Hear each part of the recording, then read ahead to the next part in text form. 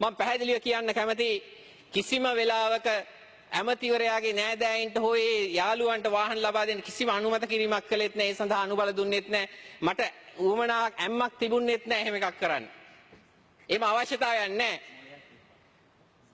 ඒ ඔලොමොට්ටලේ කණ්ඩායමට තේරෙන්නේ නැත්නම් මට ඒ වගේ ඔලොමොට්ටල වැඩ කරන්න අවස්ථාවක් තිබුණේ නැහැ ඉංජිනේරු සංස්ථාවේ ඉන්න කාලය තුල. මම එහෙම වැඩක් කළෙත් නැහැ. මම පැහැදිලිව ප්‍රකාශ කරා ඒ ඇමතිවරයාට මෙවැනි දේවල් කළොත් අනිවාර්යෙන් හිර යන්න වෙනවා කියලා. ඒ නිසා තමයි මම ඉංජිනේරු සංස්ථාවෙන් ඉවත් වුනේ.